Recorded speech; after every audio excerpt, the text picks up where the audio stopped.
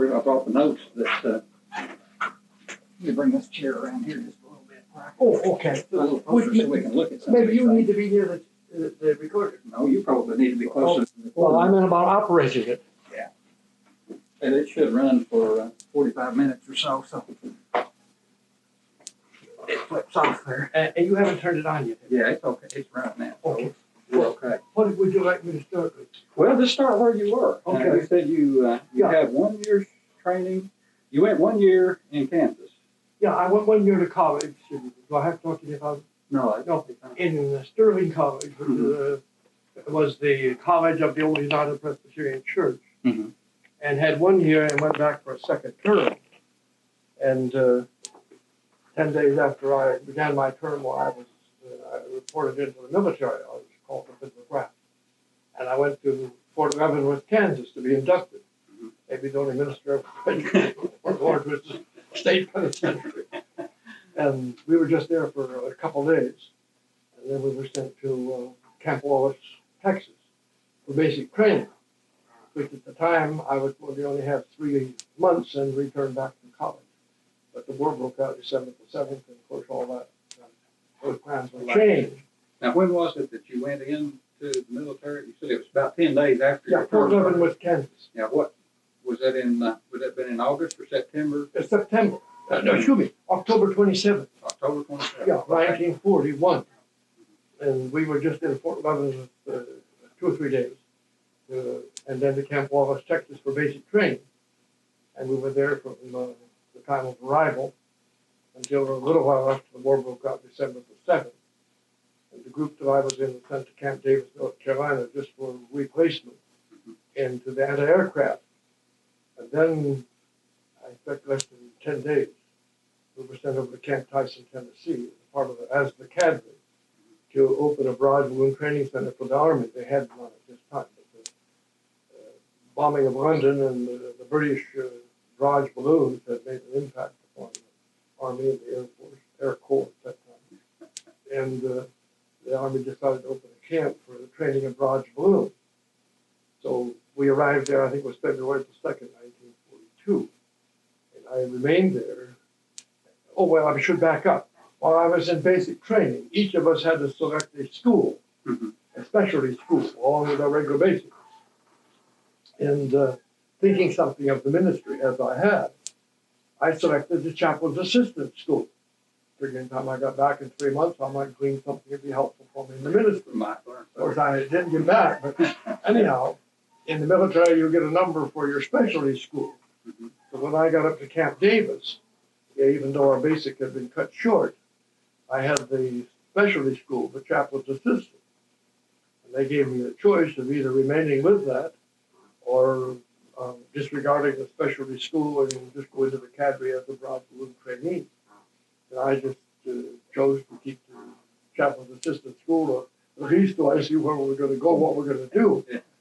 And so when I got to Camp Tyson, Tennessee, we didn't have any chaplains yet, but I was still assigned as a chaplain's assistant. Well, let me back you up just a second. Now, you said you had training in the chaplain's assistant school. Yes. What is it that you did in the school? All right. How long did it go on? First thing I found out is that I was very much unqualified, because the first thing that you have to do is to be more or less the secretary for the chaplain with whom you serve, to keep his records, to each correspondence, make church bulletins if your research is done. And I didn't type. I never had any typing. So several hours a day I went to typing school, or enough typing that I might be able to do it. The second thing is, if you're in where there is a chapel, you serve as the chaplain or the service organist. And I have no musical ability, whatever. So I still stayed with the school, and we took really an outline of what chaplains do in the service. What kind of training they have, what ranks they hold when they come in, what denomination they may be from, and so forth. And you're a chaplain's assistant assigned to a chaplain, regardless, of course, of what denomination, because they serve only Protestant, Catholic, and Jewish, and we Protestants are all lumped together. And so I served with a number of different chaplains in different denominations. And that was one of the good training parts, not at that time. So as we go through this, So, if you've got something like that, that's one of the questions that I was interested in. you know, the relationship between chaplains and those who they're working with and assistant chaplains. It'll come out better in working than this time, because up to now I haven't even been with a chaplain. Right. So we got to Camp Tyson, and the first month or so we were building the camp, putting in windows, laying down duckboard walks and everything. And by the time we were ready as a cadre to receive new trainees, we then had a chaplain assigned to us. And the first one that I worked with is Robert B. Allen, a Southern Baptist, very likable person. And he joined us in Camp Tyson. And none of us knew at the time that we'd probably be there more than 3 or 4 months, because now the war was on. We didn't anticipate being there. Turned out I stayed there for 2 years and 3 months, because I was on the cadre, and I stayed listed as on the cadre. And Chaplain Allen was there for maybe a year of that time. And so we were in what we call a stable situation. We were assigned to chapel number 1 at Camp Tyson. We held our services there, morning and evening, and so forth. But we also, and this is what you can do in the United States, but you can't do it in the war zone, we made a relationship with the First Baptist Church in Paris, Tennessee, since he was a Southern Baptist minister. And we organized a youth group which we called our Soul Villian group, and met every Sunday evening at the First Baptist Church in Paris. And we'd have 100 or more, maybe, soldiers and young people in Paris, from all the churches in Paris. It was a part of a good public relations thing we were doing. There weren't too many people in West Tennessee really excited about our military camp growing up in their midst. They heard or read about soldiers, a lot of things that they just didn't really want a military camp.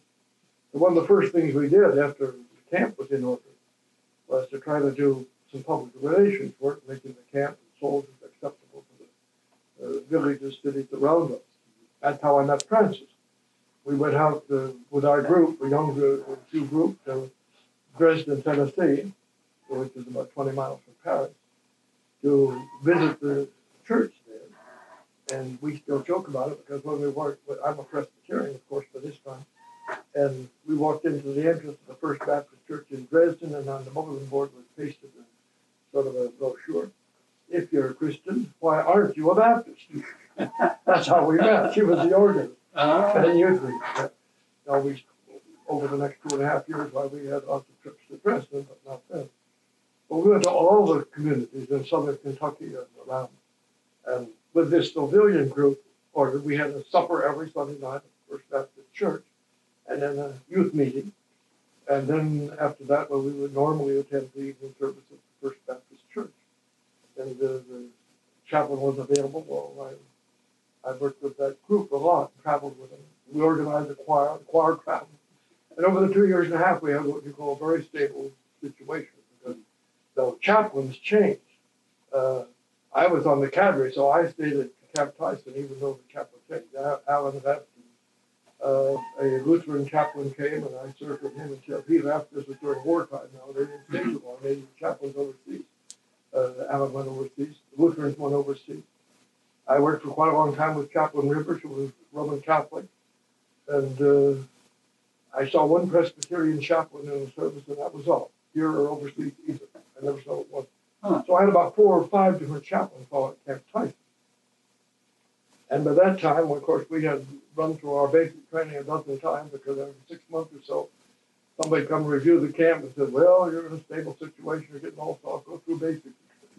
Went through basic. But we took young people from civilian life. We gave them their 3 months of basic training, and an equal 3 months in broad wound handling. And as fast as we could, we sent them out to the field. The first one went to Bremerton. So you had a continual... Except for the cadre. The cadre stayed.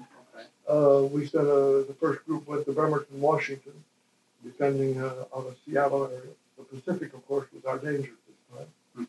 And I think the next one went to San Francisco, Los Angeles, in the Washington, D.C. area, then New York Harbor, and so forth. I don't know how many units we sent out, but it was a long time ago. But as the war became more positive, and wasn't too much danger of invasion by aircraft on either coast, where our camp more and more became obsolescent, sent groups out. We didn't receive any more civilians in. Pretty soon we were down about the cadre. And in, I think it was in May of 1944 that I left Camp Tyson. And Frances and I had become very well acquainted. She was teaching out of Dresden. And groups of us went up and enjoyed the hospitality of Dresden people, nice little community. And in May, I went to Camp Livingston, Louisiana, in chemical warfare, which I think was at that time was training with the new 3.2, 3.4 mortars, I forget which. And I was there for a while. I liked the work very much. I wasn't doing anything with the chaplain's assistant, but the record was still with me. We were doing basic training in chemical warfare. Turned out all of our officers were recent graduates of officers candidate school, just maybe 3 or 4 or 6 months in the military, and we'd all been in about 3 years. That came to a clash after a while. They were going to teach us how to be soldiers. Several of us got more irritated than others, I guess. We signed up for officers training school in the infantry, which was badly needed overseas at this time. And went away on a 3-day pass to file our papers. We came back, and I was transferred to the combat engineers in Camp Swift, Texas, instead of going to officers candidate school. And I joined the engineer combat groups that worked at that time, and I stayed with them the rest of my ministry, the rest of my military life. And you were still a chaplain's assistant. But no chaplain. No chaplain. No chaplain. No chaplain. No Well, chaplain. what did you do when you didn't have a chaplain? I served as a battery clerk for a while. I learned to type at this time. When I got to Camp Swift, they were supposed to have a chaplain with combat engineers, but it turned out to be a battalion, a company headquartered with battalion groups. And that level did not call for a chaplain. So the major was in charge, had me do the lectures on current events. I did most of my work working with the major there on current events in the office and so forth. So you didn't conduct any service? Not there, no. So then, now back to Camp Tyson, I did many times. The chaplain would be gone, well, I held the services. I did the church bulletins. I did all the office work and all the correspondence. I taught a Bible class, both in the Baptist church on behalf of the chaplaincy in our chapel itself. And if he was away, I did all the services many times. But I wasn't ordained or anything. I couldn't think that the ordained minister did. But the Baptists are more like you as far as the ordination. Right. They don't require full cognitive. They didn't see any reason I couldn't do anything. But I wasn't ordained, so I couldn't do that. But then when we got to Camp Swift, eventually he just decided this was a good time for me to take my leave, which I was eligible for this time. And I went back to New York to my home. And I was back there about 5 days. I got ordered back. And I suppose, of course, now I'm going overseas, you know. But instead it was a transfer to Camp McCain, Mississippi, to an engineer combat group headquarters, which would be like a regimental headquarters in the Army. And under the group, you would have battalions and batteries in various fields of engineer work. And they called for 2 chaplains, but we still didn't have it. And after we'd been in Camp McCain for a very short time, Chaplain Connor G. Cole joined us, and I was assigned to him as a chaplain. And for the rest of the military during war, I was with him as an assistant. And another chaplain joined us, and eventually there was another chaplain's assistant with our group headquarters. We were in Camp Polk for about, I guess, less than 3 months. We trained on the Sabine River, which is the border between Texas and Louisiana, across the Rhine in Germany. Just the same speeds of water, the same areas of crossing and so forth that we could simulate. We trained right there to cross the Rhine. We had people down from Washington, D.C. to see how we could build a ponton bridge. They'd invented a new kind of ponton bridge made out of metal timbers, but that floated. They were inflated. And we would work with these. Of course, my work was still with the chaplain, but now we're out in the field most of the time. That was more working. we were in the field at Camp Tyson. Occasionally we'd go on an overnight or a 10-day field trip, and we'd hold services, of course, in the field. But it was still pretty unstable. Now it was a little different. We were probably going overseas, and the training had a different character. And by January of 45, about the time the Bulge was in the division of 44, 45, in the Belgique area in particular, we were sent to, by train to Boston. What's the name of the camp? Can't think of the minute. We were there a few days. And we boarded ship to cross in convoy, a slow crossing. It took us about 14, 15 days, I think. Came into Southampton Harbor and stayed till a night crossing across the channel to Lahore, ran to Lahore. We went to Camp Lucky Strike, and then we drew our vehicles in Paris and started by convoy to the Belgian front. Up through St. Kent, we spent a night, and then we went to Spa, Belgium for a night. And then to Morcenette, right on the German border. Now, the chaplain's status quo training, going overseas. Since I was still working with the chaplain, I was assigned to be the librarian of the ship going over. I checked out books and checked in books, and of course we held services mostly on the Sunday we were en route. We didn't try because it would be awfully difficult. A troop ship is rather jammed with people. We held services on the Sunday. I think that was about all. Might have been services in various areas. I don't recall the And then after we got to Morcenette, we were about a mile from the German border, right straight west of Aachen. And from that time on, when our training came into good stead, because we were still in the group that was supposed to cross the line. And by this time, then we were just still the group headquarters. It was just a cadre of officers and a cadre of men. And we received all of our troops overseas. Some were Belgique Fusiliers, some were Canadian, some were British, some were American. But they were all engineers of one kind or another. And out of our group headquarters, we took the engineer work east from the German border, across the Little Ruhr and up to the Rhine. And Chaplain Cole and I would have services in group headquarters in Morcenette. We were camped right beside the Roman Catholic Church, but we didn't use it. I have pictures of it. And we had our particular reason? In the field. Yeah. And then we would leave on Monday morning, and we would go to wherever our units were. We quite seldom knew where they were, but we would find them out in the field, someplace between the German border and the Rhine, and have services for them on Monday, Tuesday, and Wednesday. Then we would return to Morcenette for Wednesday services with the group headquarters. Then we leave on Thursday, and we go Thursday, Friday, and Saturday, visiting the other engineer groups in the field. We always travel alone. And we had some interesting experience because we were always not knowing where they were. And by the time we found them, we probably didn't know where we were. We never had any real casualty difficulties. By the time we got to Cologne, right on the Rhine had not been secured.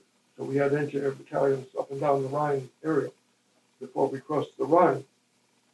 I have a rifle downstairs. I got out of the German munition headquarters at Cologne, Germany.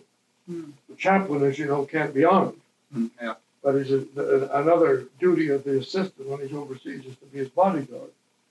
So I was armed. I carried one of these machine guns that looked like a grease gun and an M1 rifle. When I got this one in Cologne, I thought I was going to be well armed in case we needed. But it turned out that I had a French rifle that the Germans had taken out of France when they retreated. And German ammunition which won't fit. So it never helped me except as a souvenir. Let me back you up just a second. You said that you had services beside the Roman Catholic Church there. Yes. Is there a particular reason why you didn't use the church building, the Roman Catholic building there? Or you mean at Camp Tyson? You said when you were near the Rhine there. Pardon? Maybe I missed.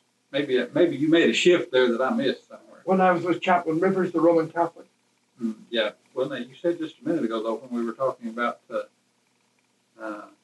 you're already in France and on the border of Germany there, that you mentioned that there you had services outside for the men. It was beside a Roman Catholic church. You said you had a picture of it? Well, it was an active Roman Catholic congregation, and we were set up to have our chaplains in with the military outside. We didn't use the buildings. So you didn't generally use civilian facilities. You just set up wherever you could. It was just it was still an active Roman Catholic congregation, and we didn't disturb the facilities. Mm-hmm. Now, when I was with Chaplain Rivers, let me back up, who was a Roman Catholic in Camp Tyson, I served as his assistant for about 6 months. Now, of course, that changed what I did, because I could only help him in his services up to the point that I could, as a Protestant, participate. Right. I couldn't substitute for him as I would for Chaplain. There were chaplains who were Protestant. I could take their services, I could do this or that. And since they don't use church bulletins and certain things, the office work was rather minimal, except making out reports and correspondence and things like that. I didn't have anything to prepare for services. Probably one of the most interesting parts of my service was working with the Roman Catholic chaplain. Find out how they did things, and how much alike we do many things, and how different we do some things. And yet I find out what a wonderful person he was. Very sincerely about his ministry. So you had a good relationship with him, regardless. I always had good relationship with any of them I worked with quite that. The denomination made absolutely no difference in the military, of course, except we all do things a little different, and you have to learn those differences. But after that was fine. So back to Europe, yes. When we first got there, we were right at Marcinet, but our work with the Marcinet on the German border where our headquarters was. And between there and the Rhine, probably between about Dusseldorf and Cologne on the Rhine, somewhere on there. And that was our pattern of work all the time we were there. Mostly. We left on Mondays, we came back on Wednesdays, we left on Thursdays, we came back on Saturday night for Sunday services. You lived in a Jeep. And we lived in the Jeep most of the time. And wherever those units were, and we had to find our fodder on the road, wherever there was a unit that we had reciprocal relations that we could stop for chow, as we call it, to eat, or overnight, or whatever. Normally, we would try to eat and stay overnight with the unit we were going to serve. And by this time, I suppose we had maybe as many as 10 different units in temperature. Some were road maintenance, and some were destructive elements to blow up bridges and roads and bridges, whatever. And some handled pond bridges, some daily bridges, whatever. In other words, was there active fighting going on at this time? Yeah, very active, a little bit ahead of us. As we got near the Rhine, we got ahead of everybody else, because they had their roads and bridges first. Yeah. And when we got to the Rhine, then again we were in a stalemate situation because we had no crossing. We came back from, let me say it back up again. When we got overseas, the equipment we used in service, of course, was a part of our Jeep. It stayed in the Jeep all the time, except when we were using it in headquarters. That included a portable organ, if we found somebody to play it, and a portable sacrament set, which included an unfolding table and the things we needed to have the sacrament. And we normally always had the sacrament in the field because we didn't know what we were going to see the next time. And we didn't know when. Now, did they use just a single cup in the? Yeah, I think we did. Yes, we did. We usually carried something with us all the time. Overseas, non-proselyte, we had to use wine, of course, because we couldn't store grape juice. So we always used wine and bread, whatever we could get. And this is true on shipboard too. We just used what we had. So almost every time we had a service, we'd have the sacrament too, because though we might be with that unit now, we might not be with that same unit again for 2 or 3 weeks or a month, because we had about 10 units in time to get around to all of them. And not all of them did we always find when we went out. But that was our pattern of service, and it was always in the field. Or if there were a building available where the unit was, I remember we got to Cologne on the one before the Rhine was secure, and we stayed in that night with this unit. And they were in what we call a bunker, a military bunker with a big cement building with no windows at all in it. And we had services in there with them and spent the night with them. And if you've ever been in the darkness when the light goes out in the building, it has no windows in it. No lights in it. It's dark. But not always did we have a building. It would be out in the field with bivouac or whatever. Then when the Remagen Bridge was captured, that's the old railroad bridge at Remagen, if you're familiar with the crossing. Yeah. These were our engineer units that were there. And we came back on a Wednesday evening to find out that Colonel Graham, who was our commanding officer, wanted to see us, and he was ordering us to Remagen because the bridge had been captured and they knew there'd be a lot of serious fighting and casualties. And we were to be there by morning. But we got ready to leave, and before we got our jeep loaded, he came back and changed the order. He said, I found out you just came back from the field. I said, I'll send the other chaplain down there, but I have another assignment for you. And he says, you will leave in the morning and go back to Spa, Belgium, and be a part of the cadre to open a rest area for First Army troops. We were under First Army. And so Chaplain Cole and I left the next morning for Remagen, but in the opposite direction.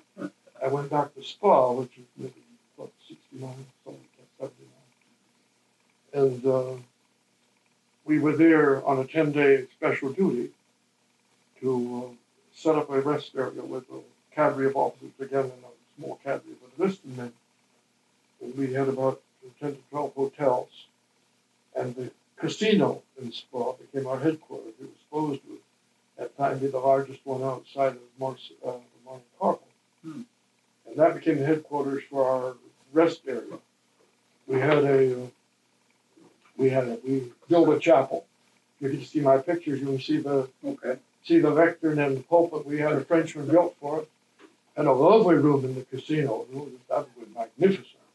Big chandelier turned down, windows on one side from floor to ceiling, and mirrors on the other side to match the windows. All in nice, and we built a communion table and the pulpit and the lectern. Now, how did you all get a hold of this particular room? Well, everything we had going overseas, what the Germans had first. This was the German headquarters, Corps headquarters before that. I was just wondering how did the chaplain manage to get this particular building for use for a... No. It was all to be a part of the rest area. Yeah, and we had in the building, it was huge. We had a picture of it. It covered an acre, I guess, almost. We had our chapel, which we called the Chapel of the Holy Grail. And we had a chaplain's office, a Red Cross office, and a grave registration office. And then we had the places for the entertaining of the men coming on leave. We usually got about 300 people in on Monday and 300 more on Wednesday. And they changed. So we had two groups during the week. Usually nobody was there, not the large groups. On Sunday, sometimes it worked. And some of these would be officers, some of the men. So the Palace Hotel was the officers' rooms, and the Brittany Hotel was the eating room for enlisted men. And then we had about 5 or 6 hotels where we bivouacked to put people to sleep. And but all the enlisted men ate at the Brittany. We could see about 250 at one time in the dining room. Big hotel. Palace Hotel was even bigger and nicer. And after we'd been in Spa for 10 days, we anticipated, of course, going back to our unit and turning our headquarters over to somebody else.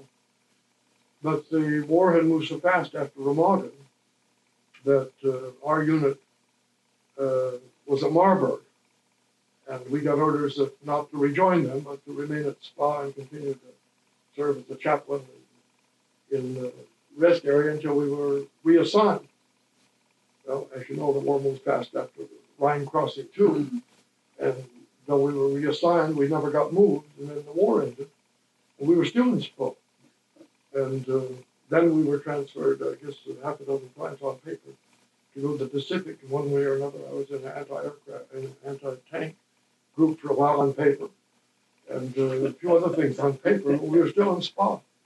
And then the war ended in the Pacific. We were still in Spa. And so we were there actually from about the end of March to I was until the, I guess it would have been the middle of September. So we had about almost 6 months in Spa. Last month or so of the war, last 2 or 3 months of the Pacific War, and then about two months or more or less after the war ended. And then with the ending of the war, for the first time since we had been at, did I move from Camp Swift to Camp McCain to Camp Polk? I think I did. We were at Camp Polk, Louisiana when we went to Boston. Mm-hmm. From the time that I joined Chaplain Cole in Camp McCain, I was with him all the time until mid-September. And in Spa, we had services in the chapel only. And that was our function as a worshiping clergyman. Now, was this just once a week, or did you? We had Sunday morning service in Bible school. We had Wednesday night services. And we ministered in counseling ways, and there were many, in various ways to the men who were on leave, whether it was corresponding with families back home, or one of my duties became to try to take anybody on leave to any of the cemeteries in our area, where they might have a member of their family or a friend from home or a college classmate or something who had been killed. And I went to cemeteries in Holland, Germany, France, Belgium, but mostly to Henry Chappelle. That's the ones I have the most pictures of, probably, because we had a lot of services there between the time we were up at Morsonet. We had a lot of burial services in Henry Chappelle. And after we were back in Spa, we would be sent up to Chappelle for burial services. So then after the war was ended, of course, things changed. But I took men on leave to a lot of different cemeteries to find someone, either a relative. I know I have one picture of a man whose brother was buried at Chappelle. And the other thing was to serve as sort of to use a bad word, entertainment while the men were on leave, to do with them what they wanted to do in the area. I took tours through what the Belgians call a grotto, we call a cave. Of course, the powers were out, we had to use makeshift runners and so forth. I took them to a ruined, old ruins of a castle, which had been quite famous, not too far from Spa. Poetry had been written about it. And they would tour this. And whatever we could do. We had 2 dance floors at the casino, 2 movie theaters. We had Coke Bar, and when it became later, we had Beer Bar, 2 with it. And then we had our offices to be of service. We had a ping pong room. It was twice as big as this, with carpet about yay deep, chandeliers hanging down. Everything about the casino was just absolutely luxurious. This in particular had been it's a mineral bath. If you Spa is a freshwater bath. It was a mineral bath resort, and still is, with a big mineral bathhouse. But also, the mineral water is bottled and shipped. In fact, nobody drinks the water in Spa unless it's the mineral water. They don't drink the water from the Warfoss, which was the lake in Spa, which was their water supply until the Germans used it for a swimming pool. And then we came and used it for a swimming pool. And I don't think they've used it for a water source maybe since. Become a place to enjoy. But anyhow, they bottle this water now, and it's shipped all over Europe. It's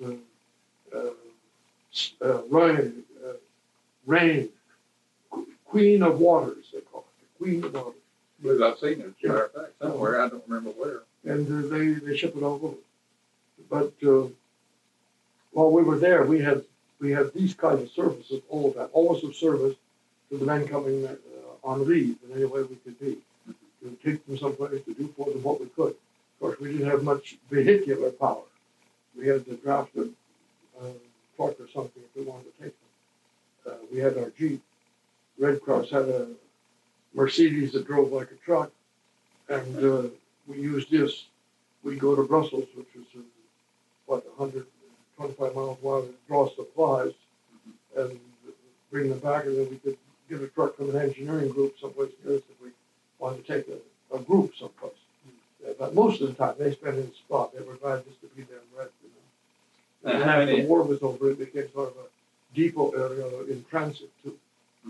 Now, how many did you have at a time? Troops coming in or going out at Spa? Oh, 200-300. 200-300. Depending where they were coming from and how far and who was available.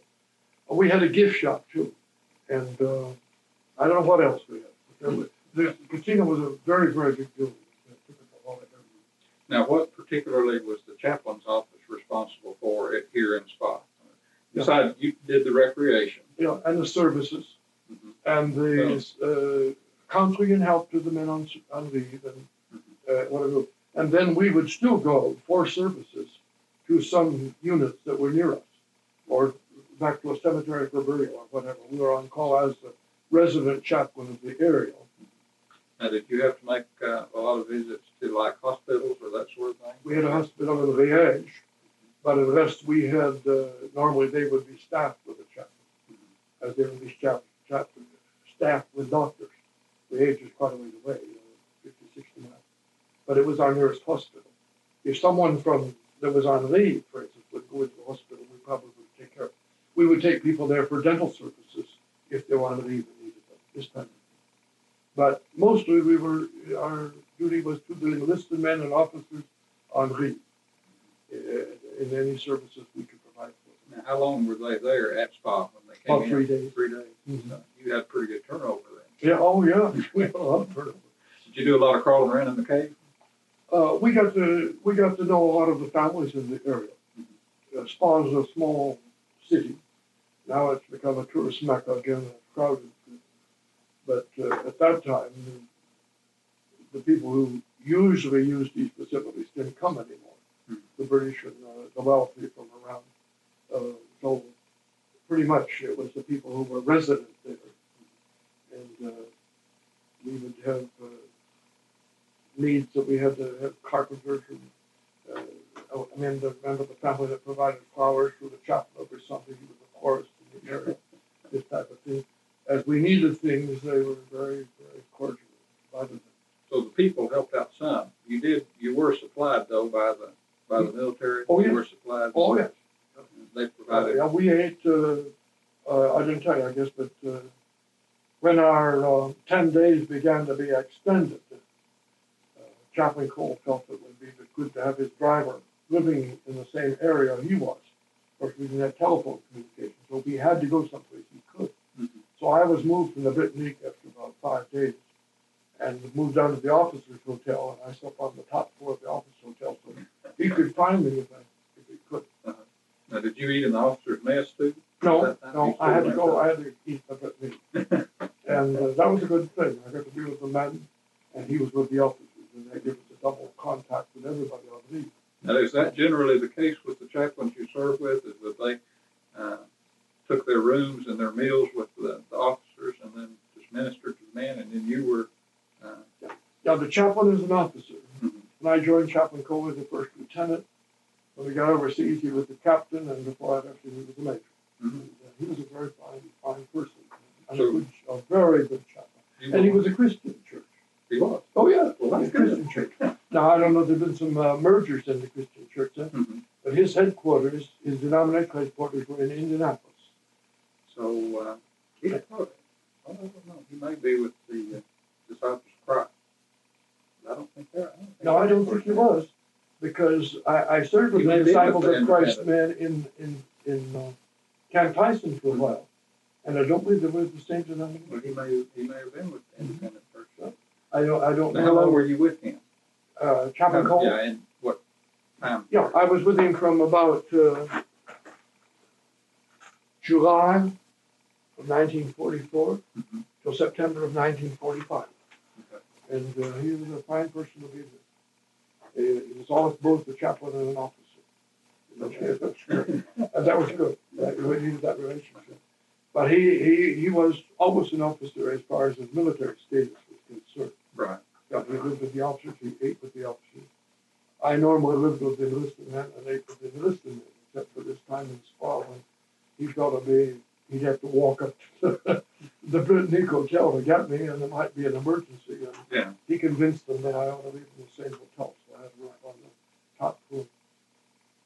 Now, how did the, go ahead. excuse me, so at mid-September, then when all the war was over and we were a month and more by the ending of the war in Japan, again, our services became obsolescent. The First Army troops weren't necessarily a good description of the people in our area. A rest area was no longer really needed at that point because the war had gone way beyond us into Germany. And about the last of September, about the last week of September, I guess, I had met a family at Spa whose home was in Brussels, and he was an executive with the National Bank of Belgium, and evidently a pretty good executive. And they had a large summer home in Sarthe-le-Spa, which is out of Spa about 4 or 5 kilometers. And they also had a home in Anvers, where he had to go because of his business had stayed there.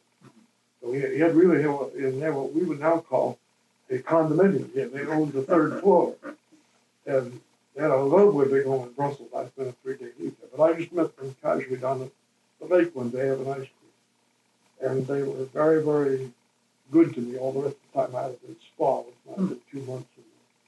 They'd invite me over to home for dinner. They would take me places and do things. Later, I was at their home in Brussels on leave. And I also was at their home in Anvers later, too. But when last of September came, I was with this family. They had 2 daughters, and we were hiking through the Ardennes. And we would normally hike maybe 8 or 10 miles, and then they know where to find a railroad depot, and we'd ride the train back. Well, we got to the depot, and we were waiting to ride the train back, and Chaplain Cole had come after me. They told him where they thought we would be boarding the train, and sure enough, that's where we found it. And I was ordered to leave the next day. And so I had to hurry back home and pack and get ready to go. And the chaplain wasn't transferred. So this was our last time together. The next morning, I went with the captain to Holland. What was the name of the town? They just were overnight. And stayed through about noon. And then we went by jeep to Bad Boldon in Germany, where I was to join 23rd Corps headquarters as in the Adjutant General's Department. So my chaplain's assistant work really terminated with that last week of September. There I just became assigned to the Adjutant General section, working mostly on enlisted men and officers, getting their last promotions before going stateside. We were to approve or disapprove or recommend approval or disapproval of an increased grade for them before they returned to the state. Included some other things that was mentioned. And I was there for about 2 months, I guess. And then came my turn to return home in the near future. Meantime, I had written to Britain to go to school over there and get discharged overseas. And before I got it done, I had orders to come home. And I had gone on one leave down to Arsenal am Rhine, which is near Wiesbaden, for a 3-day leave. We visited that again in 45. I'll show you if you time to get pictures. Yeah. And then we went to Reims, France on the way home from Wetzlar, or really Bronsfeld, a little community outside, where we were supposed to catch ship for New York out of the Havre, the place we came in. We stayed at Reims about 10 days, and cold as possible it could be, it seems like. And then instead of going to the Havre, we suddenly got orders to board the train and go to Marseille, down on the Mediterranean. And we were 2-day train ride or more down to Marseille, and again we camped up on the tops of the ridges. It was cold. Then we boarded a ship out of Marseille, came out through the Mediterranean, through the rocks of Gibraltar, and we were told we were going to New York, but we hit a terrible storm in the North Atlantic, worse than the one we hit going over, which didn't seem possible. We beat up our ship, and we drifted for a day or so. Yeah. We ran out of food. Oh, boy. And then we ended up at Hampton Roads, Virginia, instead. And at least you made it back. Oh, yeah. On Christmas Day, I landed in Hampton Roads. So I was gone from about January the 10th to December 25th overseas, all in 1 year. but I was there at the ending of the Bulge. And the Bulge ended in that area of the Ardennes at Spa. And the Germans were driving for the fuel dump that they had at Spa. We had at Spa. And ran out of fuel with their tanks just outside the city limits. And I'll show you a picture if you see it. It's now called the American Road, and there's a plaque there in French that this is where the